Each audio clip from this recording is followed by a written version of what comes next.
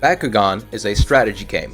However, what do you think happens when a strategy game gives you the option to pick the stats of your so-called friends? Well, let's just say, you found an amazing ability card here and you want to maximize your G-Power. Well, you're gonna upgrade your G-Power, of course, obviously, that's the best choice. No, just stop. We're gonna be taking a look at some examples here. Now, let's take a look at this Falconeer, for example. What would you guys rate the stats on this Bakugan out of 10? I would give him a solid 7 out of 10. Reason being that acceleration is 2, endurance is 3, and speed is 5. Now those are the most important stats of a Bakugan. The higher the speed, the more spear attack damage. The higher the acceleration, the faster your Bakugan is, while moving around. The higher endurance, the more survivability your Bakugan has on the field, aka the more he can move. Jump, in the other case, is no Bakugan needs more than 3 jump, so having 4 jump is pretty useless. Defense, that depends on your playstyle and also depends on if your Bakugan is an attacker or a defender. Now I'm going to be going into those terms in a little bit, but first let's take a look at what happens when a Bakugan with no endurance goes into the field. Alright, so I actually have Vladitor here, and the very interesting part is he has no endurance whatsoever. However, he has 5 acceleration, 5 defense, and 2 speed, meaning that Vladitor would usually be used as a defensive Bakugan. Now, the terms about infiltrator, attacker, defender, whatever that I usually say in my videos is simply due to the fact that I allocate those roles depending on my Bakugan's stats. So in this case, Omega Leonidas would be my attacker / infiltrator because he has the highest stats for an infiltration. Also has the highest G-Power. Vladitor, on the other hand, would be my defensive Bakugan that I would put in a relatively good gate card, simply because sphere attacking him wouldn't do anything.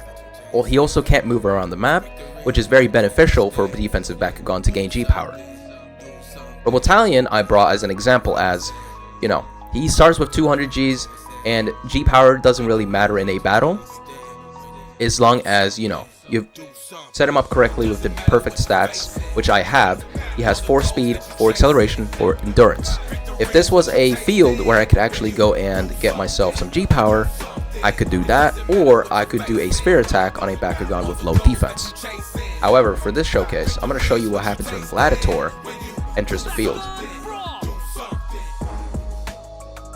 As you can see, he's very fast. However, doesn't matter how fast you are if you can't last long enough. So he lasted approximately 10 seconds, which Leonidas is double that time. Now let's see what happens when Vladitor, with a speed stat of 2, goes on the offense, with a Falconeer of 5 defense. Keep in mind. Let's see what happens. Let's see how much do you think Vladitor will do? Nothing. So I actually did end up winning that battle by literally 10 Gs, by the way. But yeah, so as you can see there, that was terrible. And I can guarantee you that my Robotalion, which I bought from scratch and upgraded by myself, could do way more damage than that Vladitor. Now you might argue, well, you had an upgraded Vladitor. Exactly, that's the point that I'm trying to say. Upgrading his G-Powers alone would not suffice the fact that he only did 50 damage on a sphere attack. Imagine that was Fortress and I did a sphere attack on Fortress, who has 5 defense as well. I would have lost 100%. I would have lost. I'm gonna miss on purpose with my Robotalion, which as well is very fast and can last a long time. And he's one of the weakest Bakugan in the game, I'll have you know. So you can literally make any Bakugan in this game amazing if you just try. We have Blade Tigrera, which I will go on the attack on. Will I attack with my Robotalion? That depends. I'm going to check the defense stat. Defense 5. So she won't be taking a lot of damage from this. However, I will show you guys that she will take more damage than Vladitor did to that Falconeer. Oops. Let's go, and let's see the damage. I'm gonna guess 130? 113. Not bad. That's very good. That is about average.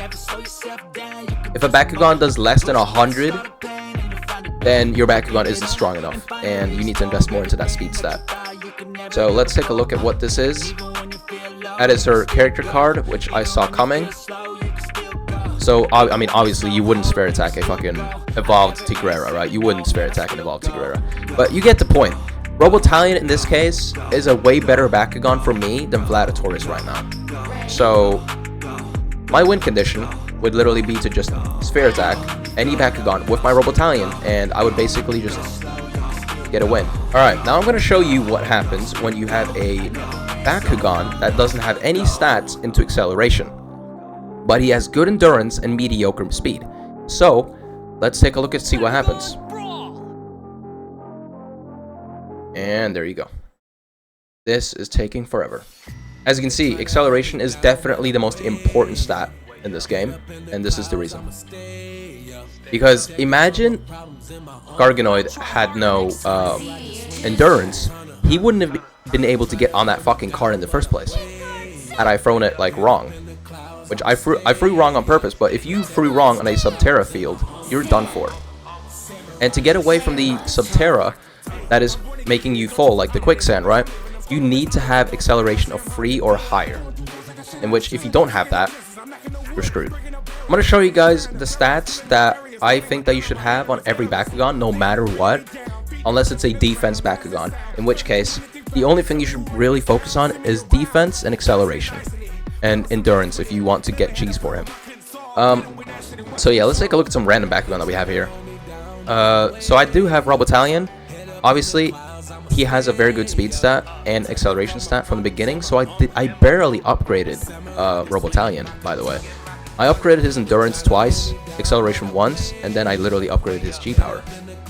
But since he's such a weak Bakugan, he only got 90 Gs. We could do the same for Serpenoid. I would upgrade Serpenoid's speed. If this was the, Serpenoid save, I would have to have one Serpenoid attacker. So I would put 2 speed on the Serpenoid, right? Saying this was, my infiltrator. I would leave the acceleration. I wouldn't do anything with that. I would not do anything with my endurance because he would be sphere attacking. So then I would just upgrade his G power. And he would be an amazing Bakugan. Siege. This is a very unique Bakugan, as he's a very well rounded out Bakugan. He's got above average stats, I would say. Some would say it's mediocre, but I definitely think this Bakugan has, the bigger end of the straw. He has an acceleration 4, which is the most important stat in the game, so you don't even need to upgrade it. You need to upgrade his speed once, and endurance once, and then you could upgrade the rest to G power, which would make him about 390 Gs in itself, and that is insane. Bear Ripper is basically in the same boat.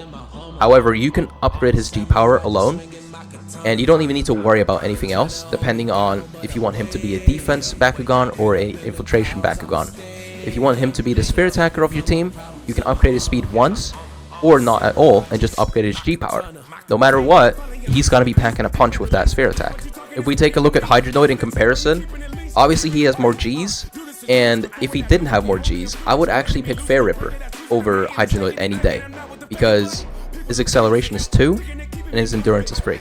Which I would definitely take his acceleration up twice, or I wouldn't even need to, if he was just sphere attacking, right?